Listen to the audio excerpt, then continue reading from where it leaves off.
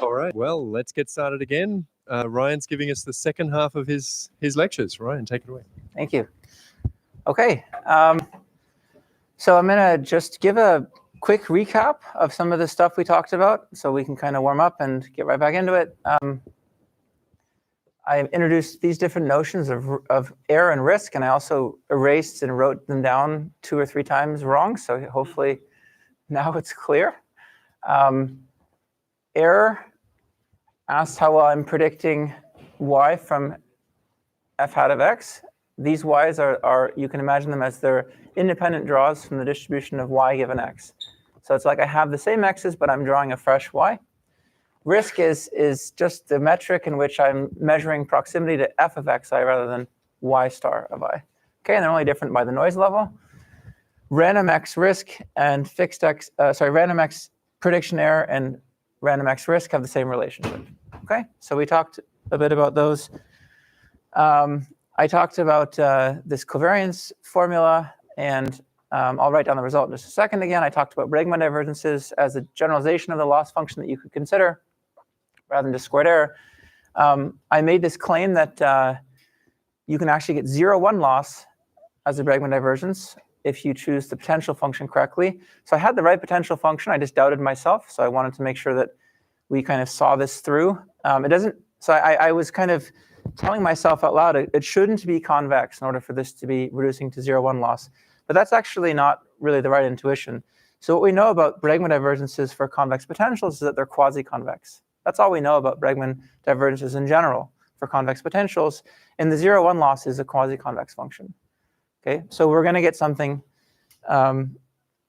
quasi-convex out of it. That's fine. That passes the sanity check. This is the potential function that you'd use to get 0-1 loss out of this. This is what I found in Brad's 1986 paper. It's just a piecewise linear function. That's the max of u and 1 minus u. So if I imagine that y is binary and p is a prediction that I'm making that's a probabilistic prediction for y, so it's between 0 and 1, then I can compute the Bregman divergence between y and p with this potential function. I get max of y and 1 minus y. That's actually always 1. Y is binary, right? Max of p and 1 minus p. And then I get a term that looks like either minus y, minus, that's this term. Then the gradient is either minus 1 times y minus p is p is less than or equal to half. That's because the potential function to the left of a half has a slope minus 1. And plus 1 minus p if p is bigger than a half. So we can just compute this in a few cases. The way to see that this is 0-1 loss is to do it in 4 cases. P is less than or equal to half, y is 1. P is less than or equal to half, y is 0. P is bigger than a half, y is 1. P is bigger than a half, y is 0. I'm just going to do like 2 of them for you. So let's just look at the case when y is equal to 1 and p is less than or equal to a half. Okay, then I'm going to get 1 minus p. That's what this term is 1. This term is 1 minus p. Then I'm going to get plus 1 minus p. Right, so the answer is just going to be 1. So I'm actually guessing on the wrong side. Right, I've chosen the boundary to be equality at a half arbitrarily. I could have chosen the derivative at a half to be 1 or minus 1. So here I'm just saying that we'll round down. So here I would have classified y to be 0, but it's actually 1. So I pay a price of 1. And the other case, just to convince you that this is going to reduce to 0-1 loss, is just that we should do it when y is 0 and p is a half. Okay, again, this is always 1. So I get 1 minus p. And now I'm going to enter this case, right? Sorry. I'm doing p less than or equal to half. So I'm doing this case, but y is 0. Sorry about that. Plus 0 minus p, right? And you can see that I get 1 minus p plus 1 minus p is 0. Okay, so the other 2 cases, hopefully you can trust me by symmetry and the fact that the world is just and all that, it'll turn out to be 0-1 loss. So this is going to be equal to the indicator that y and p are not on the same side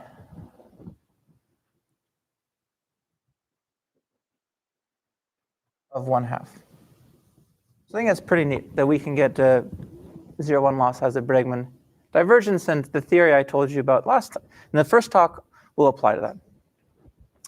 Okay, so what did I tell you about last time? So I told you about this covariance formula. So let me just very quickly write down the result. We said the optimism of a predictor, right? I can talk about as the difference between its error, fixed X error, and its training error and expectation. And what's pretty neat about this perspective is that we can actually get an exact formula for this that will be larger the more complex f hat is, not just a bound, right? And in fact, the key result that we saw was that, in fact, even for Bregman divergences, if I look at the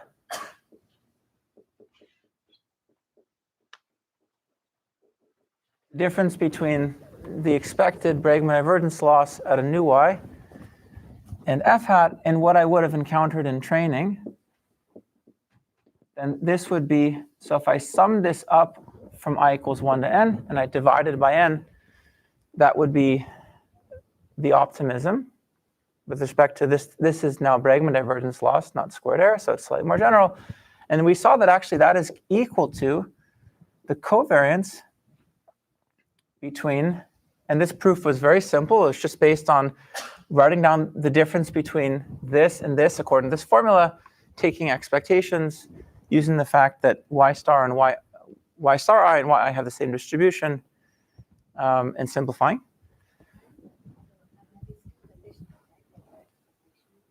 Yeah, thank you. Both of these should be conditional on x.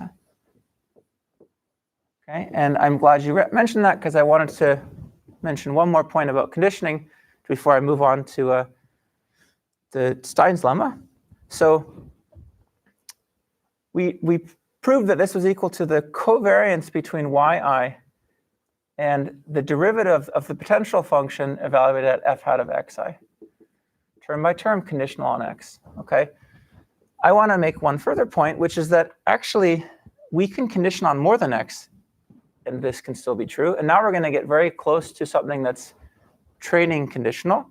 We can condition on all of the responses except for yi. Because actually the only randomness that we used in the simplification was the randomness in yi and in y star I, right? So in fact, we know more than what I told you, and it's the same proof. F hat is almost fixed here. I'm only integrating over the randomness in one point. And this optimism is, even if I condition on x and y minus I, is equal to this covariance. Okay. Questions before I move on to Stein's lemma? Yeah. I guess maybe you don't have it now, but you refer to this. So let's talk about the cap. You refer to this as an estimator for the estimator for the optimism. Not really yet. Exact calculation doesn't depend on anything. I only need to know the predictor. I don't need to know. Right. I didn't refer to this as an estimator because I haven't told you I know how to estimate this in general. I could compute this in general, but this is an equality for any predictor. So just continuing on quickly with the recap, and then I'm going to move on to Stein's lemma. And I think I will probably not have time, unfortunately, to get through the rest of my notes, but we can get as far as we can, and then I can try to ask you guys, if we're short on time, what you want to hear, if there are choices between topics. So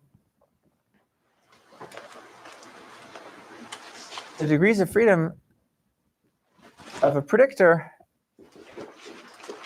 we defined as just this covariance, which measures the optimism, divided by the noise level. And this dividing by the noise level is important because otherwise we don't get something that's unitless. Right? This scales with the noise level, and now we've removed that somehow. Not here. Yeah. This is, so there will be a 1 over n in a second when I show you how it gets connected. But I mean, it's all a matter of how you'd like to define it. But I guess traditionally we wouldn't define it with a 1 over n. So what we know from this is that I could form, if I could estimate this in some way, which I haven't told you how to do yet, then I could take my observed training error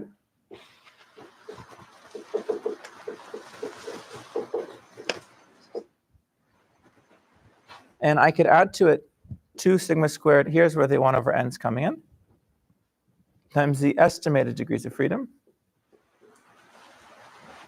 And by the covariance formula, this, if I could estimate degrees of freedom well enough that this was, let's say, unbiased for the true degrees of freedom, then I would have an unbiased estimate of prediction error.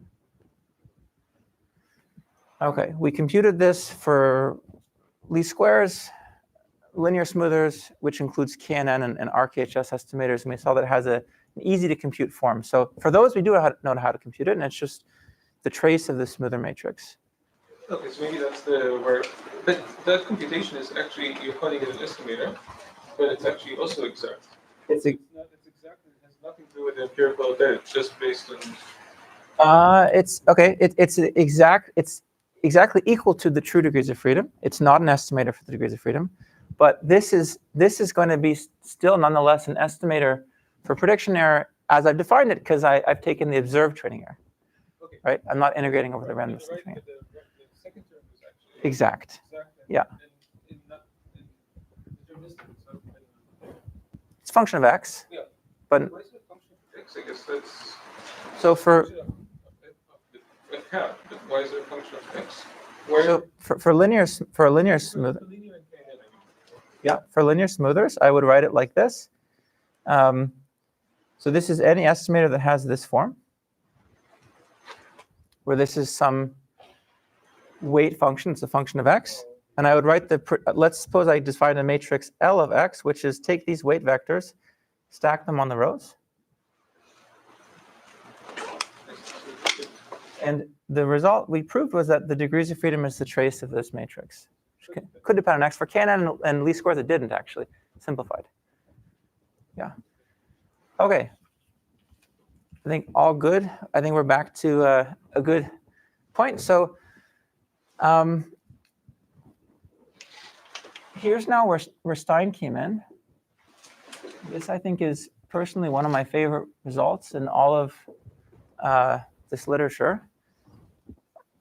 And as I kind of alluded to, it's much earlier than the publication date suggests. So I knew this result. And OK, this is what Stein's result says. If f hat is weakly differentiable,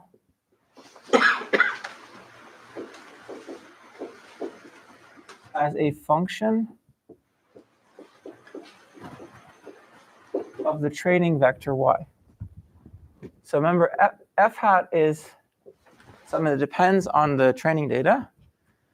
I'm going to think about the training vector, the vector of responses in training as just some vector y. And I'm going to ask, how does f hat depend on that? Let's suppose it depends smoothly on y.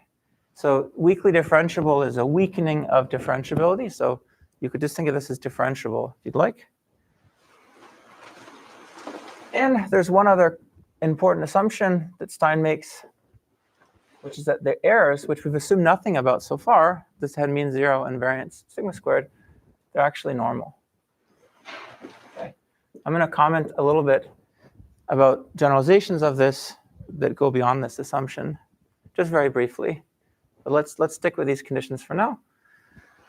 Then Stein actually proved that the degrees of freedom, although he didn't use this language, he proved that the degrees of freedom is equal to the expected value of the divergence of the predictions with respect to the training responses. So in other words, I take the ith predicted value, that's f hat of xi, and I take its partial derivative with respect to yi. And I sum them up over the training set. And again, I should say that there's actually more than this. Which is true, which is that every individual covariance is equal to every individual derivative. Okay, so maybe I should write that down. In fact, this is what's really true. I have to divide by the noise level somewhere. So I think here it's here. Radek. No. And was somebody talking? Sorry? Yeah, thanks. Yeah, that's right. So the covariance of yi with f hat, and I should also make this conditional on x.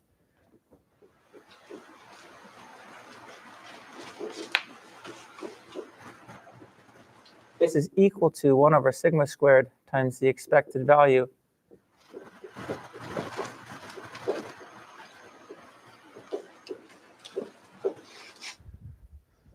So I think this is a really beautiful result.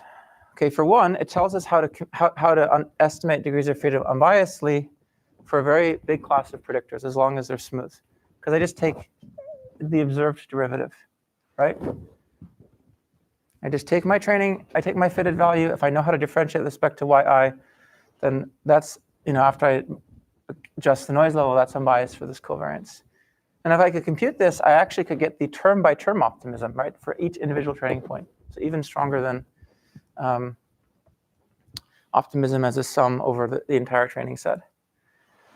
Another reason I think it's really nice is that it actually speaks even more to how complexity of f increases the generalization gap or the optimism. Because if f is very complicated, then we would expect this to fluctuate a lot as we change the ith training point. As I think it's even crisper, the intuition, than we get from looking at this. Okay, the proof of this is also very simple. Yeah.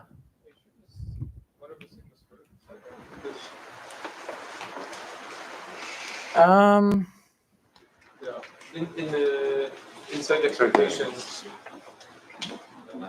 No, I think actually no, the last one is fine. I think the one. No, the last one. No, neither the last one, neither the last line nor the line above it. What? No one I think it's correct. Yeah, I would do the proof. Just looking on the left, there's one over sigma squared. It should be Sorry, where were you looking? We're looking at the. I believe actually it's what's wrong is the one before the last line. But there's. Show me where. Here? Okay, so the one above. Yeah. That one and the two equations on the right are not consistent with each other. Like one of them has an extra sigma squared. Oh, I see. Sorry. Yeah. I think it was just like a mismatch of what I was comparing. Yeah. Okay. I mean, we can check that this is correct because we know this is the sigma squared times the trace of this linear smoother, right? And we want to get rid of the sigma squared. Yeah. Thank you.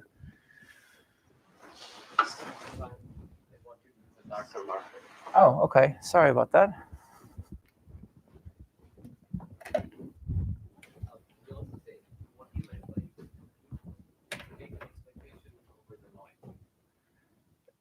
Oh, you don't have to. I'm saying that that's an unbiased estimate. If you could compute the partial derivative of your predictor with respect to one of the responses, then you're good. Yeah, we're going to use this as our df hat after we add it up and divide by n. So here's the proof of this.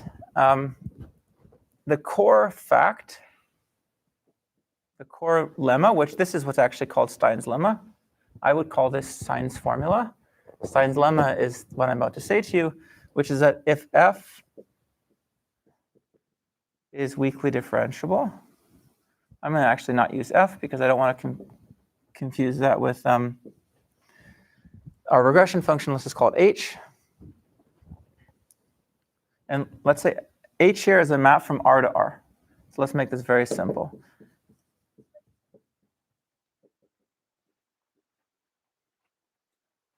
In univariate case, weakly differentiable is equivalent to absolutely continuous.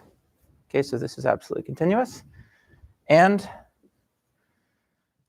Z is standard normal,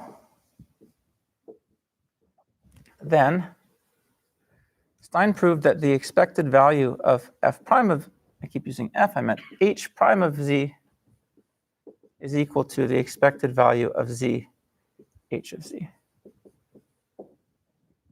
This is the core result. Okay? For people that have seen Stein's lemma and probability, the converse of this is actually also true in some sense, and that's the one that's used so much in probability. So if this is true for all functions h in some rich enough class, then you can conclude that z must be normal. There's actually an if and only if in some sense. I'm just going to prove the one direction. Okay, that if z is normal and h is smooth, then this is true. Okay, but both directions of what Stein has figured out have been influential in statistics in different ways. Okay, here's the proof of this. Proof is super simple. Let's just let phi be the standard normal density.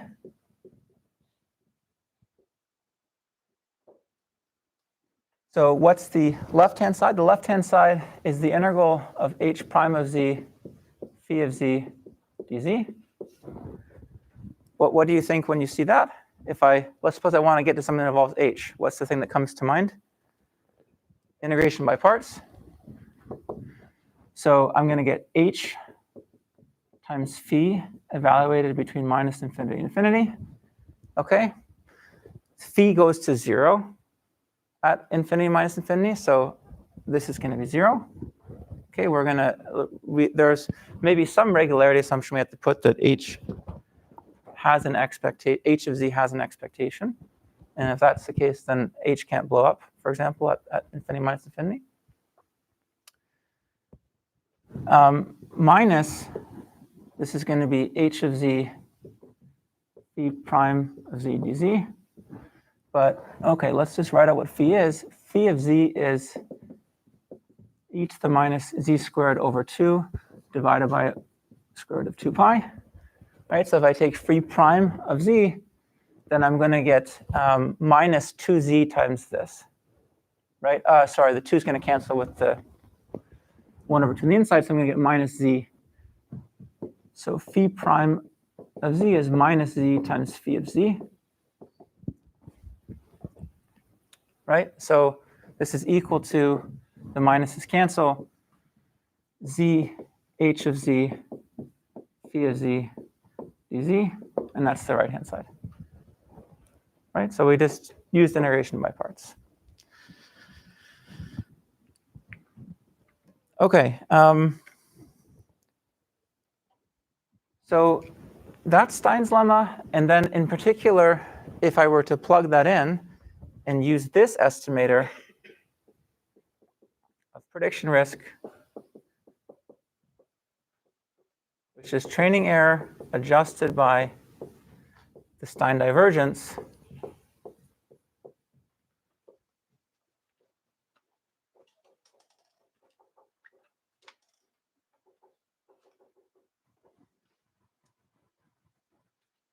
right? Then this, I know at least if f hat is weakly differentiable and the errors are normal, this is unbiased for prediction error.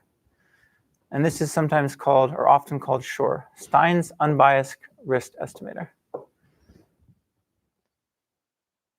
So let me just make some comments about the Stein divergence and SURE really quickly, and then we'll move on to other stuff.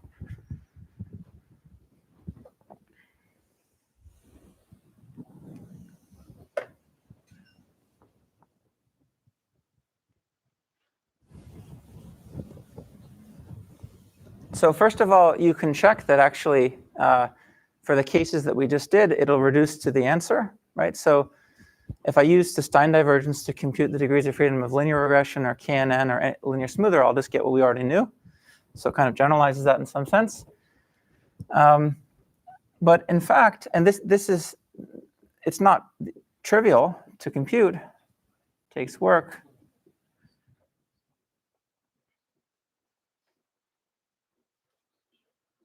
This can be computed in closed form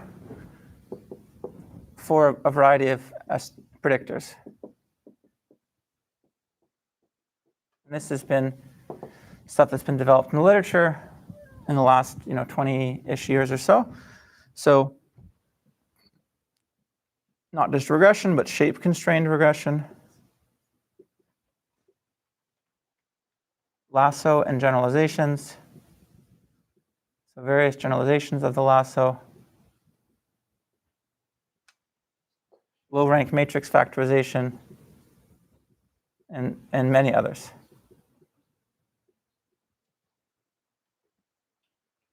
Okay, oftentimes if you have a problem which is something like squared loss plus regularizer, if the regularizer is nice, we know how to compute the Stein divergence. Okay, what did I want to say? I wanted to zoom into the lasso for just like 2 minutes to tell you something about this. But let me pause for questions before that.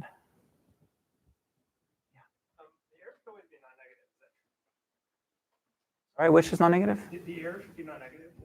This guy? Yeah. Yeah? So isn't the thing on the right, the first term is non-negative, it's in the squares. Yeah. But the second term could potentially be negative, isn't that right? It could be negative, yeah. So how do I know that the overall thing is non-negative, right? Yeah, I know its expectation is non-negative. That's what the theory that we worked through together shows. I don't know that I can conclude it's always non-negative. So you could probably truncate it at 0, make it biased, but improve in some way the estimator. So like, for example, let's suppose that my predictor was minus y, right? You gave me yi, I predicted to see minus yi. That's going to have the Stein divergence be minus n. So it's going to be, this will be minus 2 sigma squared, which will probably be bigger than your training error. Depends on, how hard it is to predict, but I could also make my predictor minus a constant times y and make this as large as I want, right? So. Do we know whether the Stein estimator has lower mean squared error for estimating error? That's an excellent question. So the question is, do we know? So this is an estimator. I should have put a hat here. The Shor does estimate the prediction risk. Is it better at estimating prediction risk than other things? And there is actually a theory of that that's been developed somewhat recently, which is like a second order kind of consideration. So we want to know things about the variance of the Stein unbiased risk estimator, not just its mean. So there's some work on that in the last maybe 5+ years. It goes by the name second order Stein.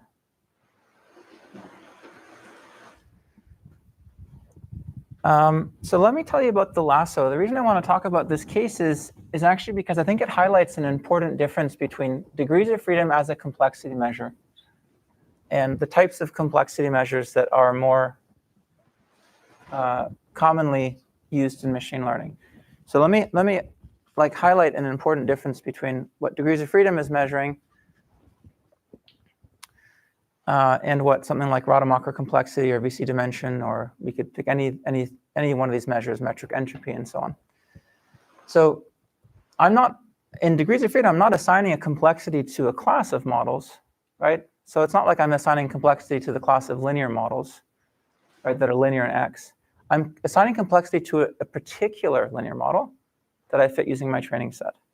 And how I compute that affects the degrees of freedom greatly, because we can see it depends on the amount that this fluctuates with an individual training point. So if let's suppose that my class of functions is just still linear functions. My predictors are just linear in X, okay? The lasso is one such estimator or one such predictor. It's just write it down super quick. Lasso, if I have my response vector and a predictor matrix, then let's suppose I'm going to first solve this problem. I'm going to get something that I call beta hat lasso. And then my predictor is going to be, at a new X, I'm going to just do X transpose beta hat lasso. Linear in X, right? It turns out, and this I think is quite a surprising result the first time you see it, that the degrees of freedom of the lasso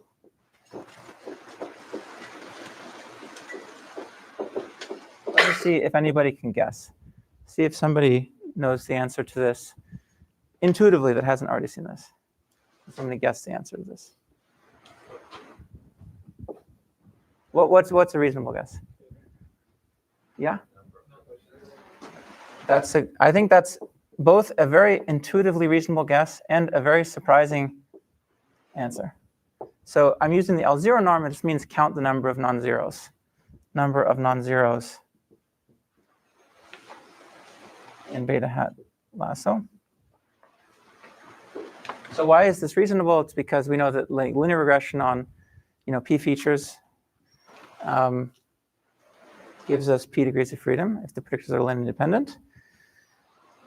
So that's the one way in which it's reasonable. The way in which it's very unreasonable is that the lasso actually has searched for which features it thinks are relevant on the training set. So somehow, why is it not more optimistic than that, right? If it's chosen to include 9 features, then why is 9 an unbiased estimate of its degrees of freedom? It's actually searched in some way over potentially many more features. It could have been 1,000 features that it could have searched over. But this is true. This is generally a true result. And it's because the lasso actually not only selects variables, it also shrinks. So it shrinks the coefficients. That's the kind of contribution of the L1 norm, is that it actually not only results in variable selection, but it also results in the estimated non-zero coefficients being smaller than they would be if I was fitting a least squares estimate. So somehow it balances out, so that the extra degrees of freedom that are spent in searching are kind of accommodated or canceled out by the shrinkage, so that this is the degrees of freedom to lasso. So let's contrast that to a different estimator. Let's suppose instead of, oh yeah. So unless I missed something, I feel like something broke down a little bit, because the lasso is no longer a linear estimator, right? So many of our calculations about whether we have bias and stuff. I'm going to use this. This is my, so this is actually the Stein divergence. Okay. So you first have to prove that it's weakly differentiable, and then you have to calculate this. And it turns out that this calculation reduces to the number of non-zeros. Yeah. Yeah, that was my next kind of point. So, okay, so the question is, we have 2 linear estimators. Sorry, 2 linear and X. That's what I meant. Linear and X estimators. Lasso, and I could also do best subset selection, right? Best subset selection, which at least the term that people in statistics give this estimator, which is that I could say there's, either one I could write in Lagrange or penalized form, but let me just use this one in penalized form. Yeah, I'll write this in penalized form. Or maybe because it's more natural, I'll use Lagrange form. Both things I'm about to say are true.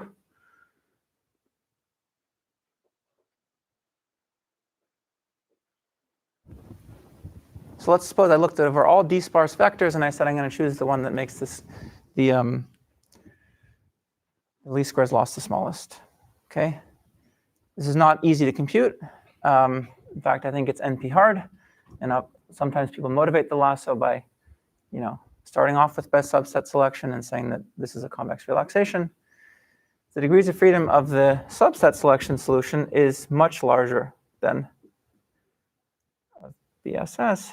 Is much larger than K, typically, or D. So it really matters how we estimate these coefficients in particular. So I think Siva's question is, do we know how to compute this, or the degrees of freedom here? The answer is somewhat. So it requires an extension of Stein's formula, because it's actually not weakly differentiable. And I have a paper that does that with some degree of generality and computes this for some feature models. I would say to do it in general, I don't think that people really know how to do it. So the point is that, which linear function of x I am choosing from the training data influences the generalization gap or the optimism a lot. It actually influences the degrees of freedom a lot. So this is a measure of complexity that is actually tied to the training set, the way in which we are, training set in the algorithm, the way in which we are computing the member of our function class. Do I finish at 3:30? What's the time? Okay. Okay. Any questions before I move on? Yeah.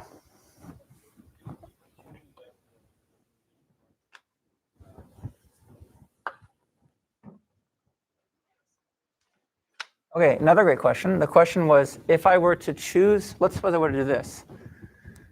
Lambda hat is equal to the argmin over all lambda of, sure, of, f hat lasso lambda. Right? The question was, what do I know about that? For the problem of fixed X prediction risk, like if that's really what I care about, then there is some work that studies this. The earliest instance that I know of is actually Donahoe and Johnstone in maybe mid-1990s, late 1990s, studied this for wavelet denoising. So they have results that show that this retains minimax optimality properties, even if you tune via Schur. So you can find results kind of in various papers. I also have a paper that studies this and looks at the, so you could ask, once you found this, what do you know about its risk, right? And the obvious thing to do would be to use this.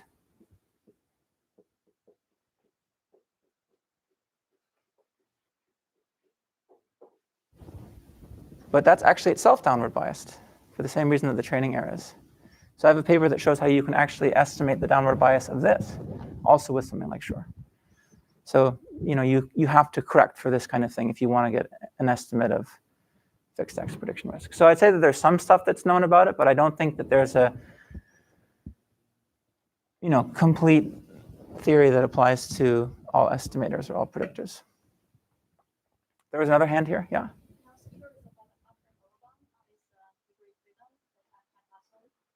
The upper bound is n, the number of sample size.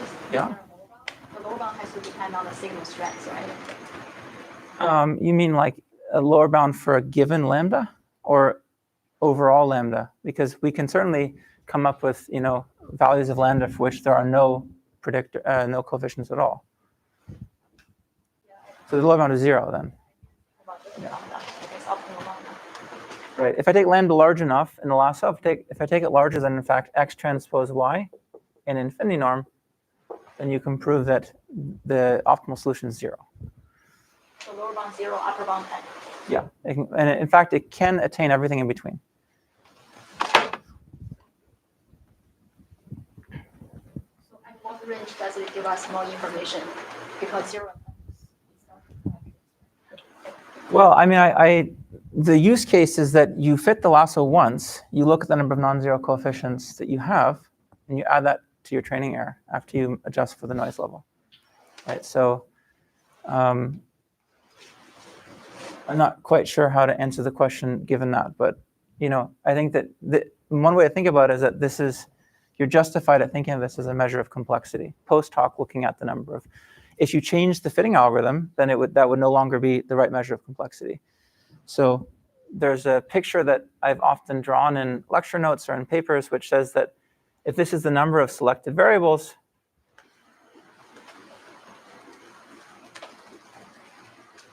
and this is degrees of freedom, and this is the y equals x line, the lasso actually lies on this line.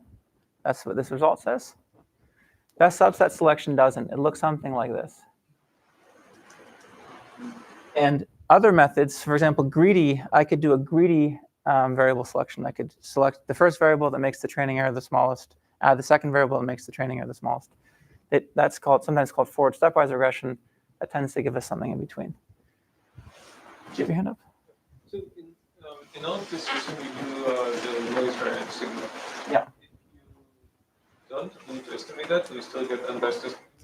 Yeah, it's a good question. So I don't know that literature as well, but this relates to what people do in AIC, because in AIC, there are lots of results that people prove about using something like that, minimize something like AIC in order to choose a model. So like I mentioned earlier, is kind of related. And there, they do actually incorporate estimation of the noise level into those results. They are not, as far as I know, finite sample. You're not going to get anything unbiased in finite sample. You might get some results that say things asymptotically, or like some concentration results that a finite sample guarantees. But there's no unbiasedness in finite sample. Okay, so let me. I think I should be ending in 15-ish minutes. So let me. Certainly did not get a chance to cover everything, but let me see if I can highlight a few things before quitting. So beyond the Stein divergence, so if I don't know how to compute this thing, or it's not applicable, right? That's another case in which it would not work. There's a bunch of work that looks at bootstrap estimates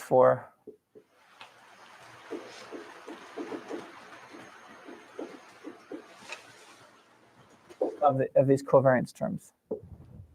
So I can do things like various bootstrap techniques in order to estimate them. There's actually quite an interesting literature in this that goes back to Leo Breiman, who was thinking about these things in the early 90s, and then Yi and Efron. So there's various work on this.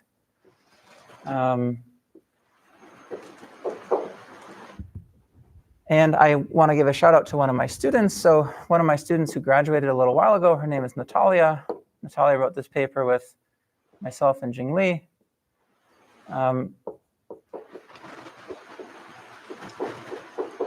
So we also looked at revisiting this problem, and one of the contributions of Natalia's thesis was that we can get things that have finite sample unbiasedness properties, which is what was so satisfying about Stein.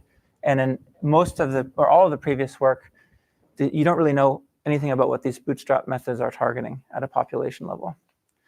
Okay, so that's one thing to mention, is that if I can't compute this, I could probably do something like bootstrap in order to estimate the covariance. There are Bregman extensions of all of this. I've already alluded to that many times.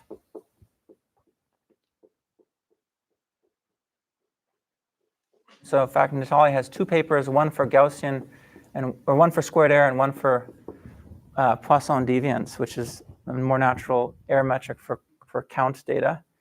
And there are even extensions of Stein's lemma available for various other distributions than the Gaussian.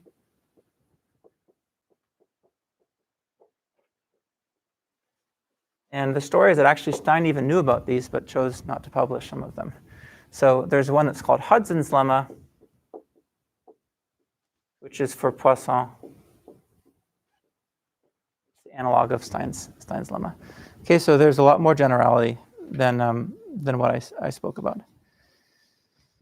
So in the last little bit, I want to now turn back to the RandomX model. I'm going to only have a little bit of time to talk about this, but basically, okay, what I want to do is convince you that for some problems, these can behave very similarly.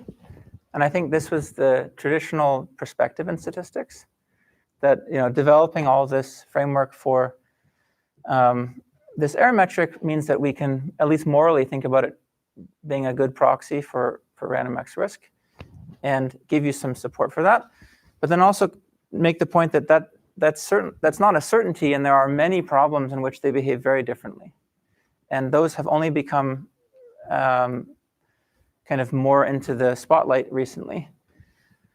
And the last part of the talk, which I won't be able to give you, is revisiting degrees of freedom from a RandomX perspective. So trying to take what we had in the fixed X case and extend it to the RandomX case. And a shout out to Pratik, who's my postdoc, is in the audience as well. That's work that he and I are working on with another collaborator that we're hoping to finish very soon. But if you're interested in degrees of freedom, if you found that interesting, then maybe you could look out for that. Talk to Pratik. It should be done pretty soon.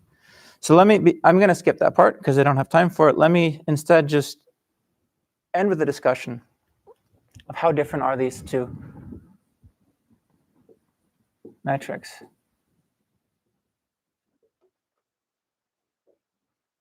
So here's the short answer.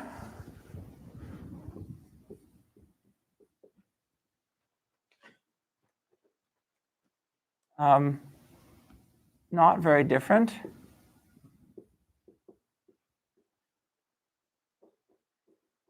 P small. So for when you're not in large dimensions, and this next part is actually critical.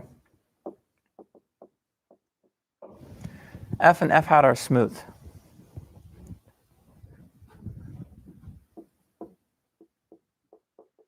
And I'm going to give you some evidence for that. And this has been definitely a focus in statistics, regimes like this, which is why I think it's maybe not been discussed so much how different they are in the stats literature. But they can be very different.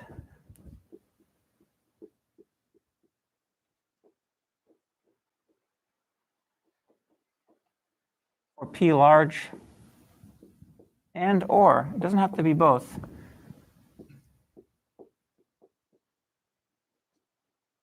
Not very smooth functions. So just to clarify, F here is the expectation of y given. Yeah, F is the true regression function, expected value of y given x. Yeah. So in the notes, I kind of give two case studies or vignettes that support these points. I think I'm going to skip the first one for the sake of time. I'll tell you what it was. In order to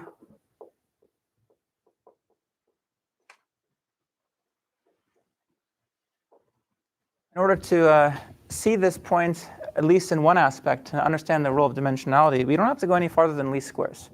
So I'm just going to say this without going into details, and then I'll try to spend a little bit more time on the second point. Let's suppose I'm regressing y on x. Okay, we already know what the fixed x risk is. It was basically the calculation that we already did when I computed degrees of freedom for you. I'm going to actually have to write down a model. So let's suppose that I tell you that I have a true linear model. I'm regressing y on x. And I tell you that the errors are, they're mean zero and they're uncorrelated with, variance covariance matrix sigma squared times identity. That was the model we had before. All I've done is I've just told you that the mean is linear. So the error of the least squares predictor, if x is n by p with linearly independent columns. Does anybody want to venture a guess what that is? If I had more time, I would actually probably pause. I'm sure that you guys all know what this is. It's just sigma squared p over n. Okay, that was basically the calculation we already did. Okay, so that's how dimensionality affects fixed x error. How about random x error?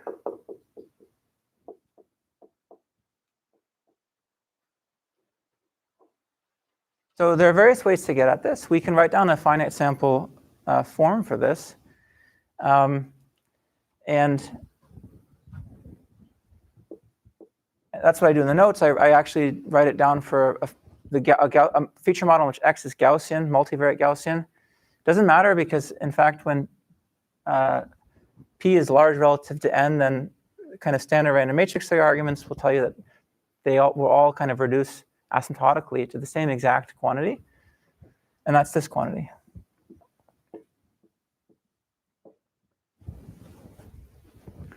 Those are very, very different, right? So as p gets close to n, those are doing very, very different things. Of course, Misha and Peter have worked on this double descent, benign overfitting area for the last several years. Probably several people in this room as well. And we know that somehow this is not so surprising now, but this is what happens when I approach interpolation limit with random x error, so that diverges. Okay, but the fixed x error doesn't. It just kind of happily trods along. All right, so this when I start getting to territory where p is large relative to n, this is not a proxy for this in any way. So that's some evidence for that. Let me tell you maybe it could be a slightly more convincing answer for you. And this is the only part of the talk that's technical enough that I can't prove what I'm about to write down.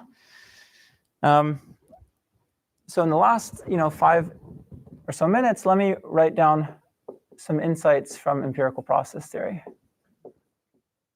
And what I'm about to say is actually still very simple if you just buy into a theorem that I write down for you from empirical process theory. So if we believe that theorem, then everything else that I say is going to be super simple. Okay? So it's really a tale of two norms at play right here. The fixed x risk norm, we could think about an empirical process theory notation as the L2PN norm applied to the function f minus f hat, right? Which gives me, if Pn is the empirical distribution on the sample of features, then that's the L2PN norm squared, right? That's the after I integrate with respect to y, that's the fixed x risk. The random x risk is really just the L2P norm if I call P the feature distribution. So now I think we're getting into territory which is maybe starting to look very close to home for several people in terms of machine learning. No, whatever, thank you. And what we're really asking is how different can these be, right? Again, there's maybe some slight subtlety where I'm going to integrate over the randomness in the training set, and I'll compare their expectations. But somehow, really fundamentally, it's just a comparison between these two norms. Okay, so there are various versions of this theorem. I think Peter has things like this in past papers of his that don't maybe have the exact same form, or maybe they do. I pulled this from Martin Wainwright's recent book. I think it's 2019-ish. Okay, but here's the theorem that says that if I have a class of functions, f, and let's say it's star convex, so I give you some regularity conditions, and they're bounded, each function is bounded in pointwise by b. Okay, and I solve the critical radius of this class with respect to the local Rademacher complexity. So I let delta n be the smallest positive solution to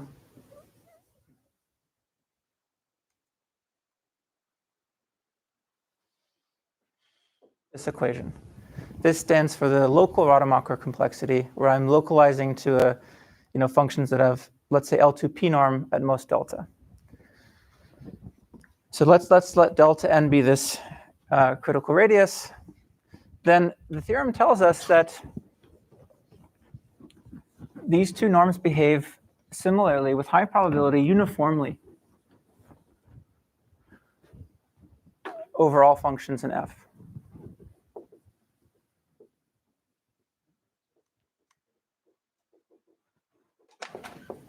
Similarly, meaning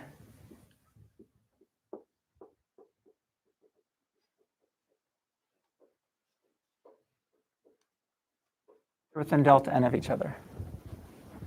Okay, and this is probability over the samples x.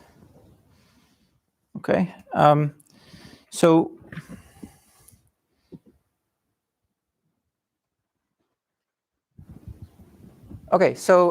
what do we get from this? we can actually deduce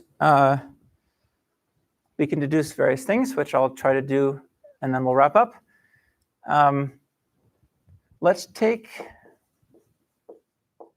F to be Lipschitz with constant L. Let's suppose that F hat is Lipschitz, constant L, right? Then their difference is Lipschitz with constant, sorry. Yeah, I should have, sorry. This is not supposed to be here.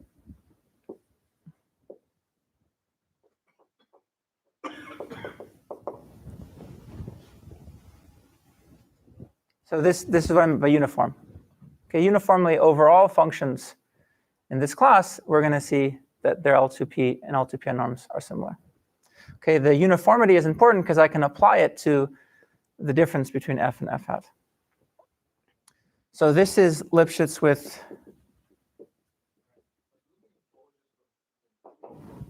sorry?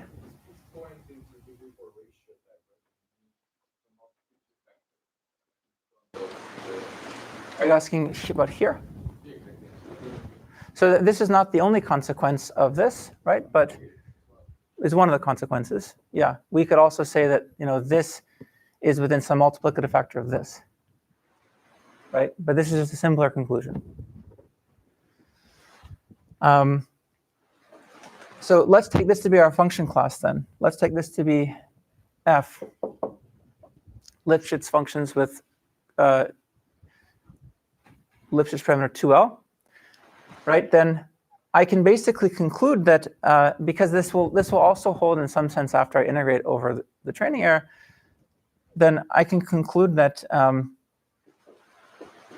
these two risks are going to be behaving similarly.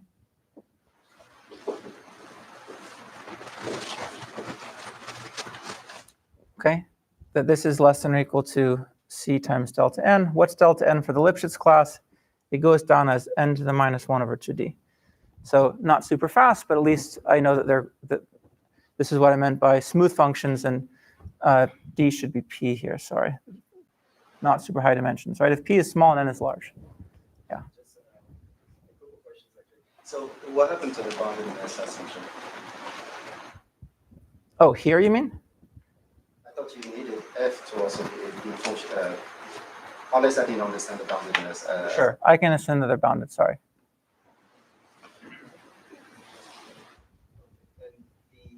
Question is, so this will not apply to linear regression, for instance, right?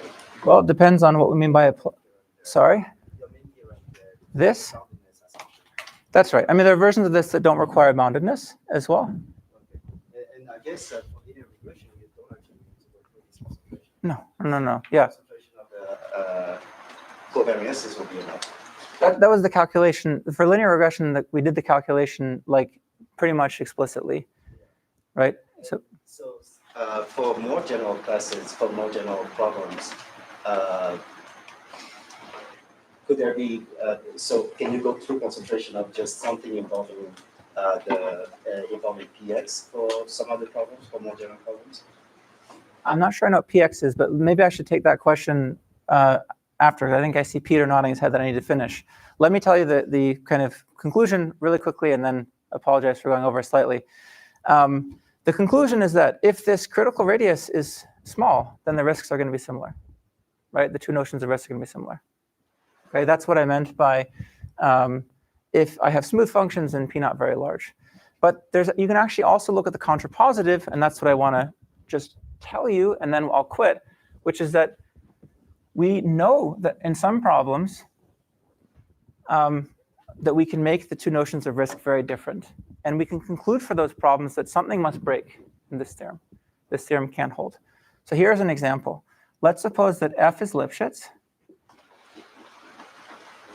And I tell you that F hat is an interpolator. And I tell you that its risk is going to 0 in the random X sense. It's generalizing in the random X sense.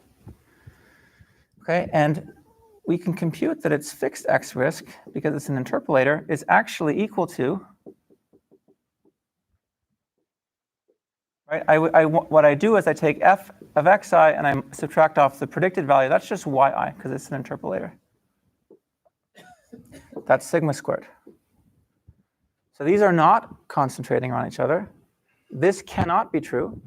So in fact, what do I conclude? That this cannot be Lipschitz. Right, so there's no way, this can't be Lipschitz for any constant, for any Lipschitz constant. Can't be C Lipschitz for any finite C. Okay, so that's why I think that the short summary I wrote down is really maybe the right way to think about it, which is that you know, if you're in situations in which the functions can be non-smooth and or the dimensionality is high, then we should expect them to behave differently.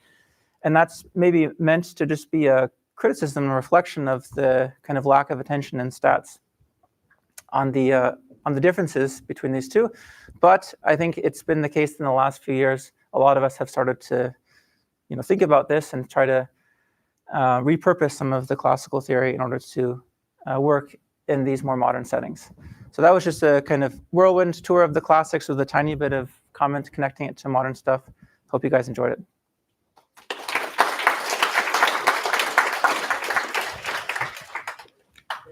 We'll take questions offline to the break. Let's sing right again.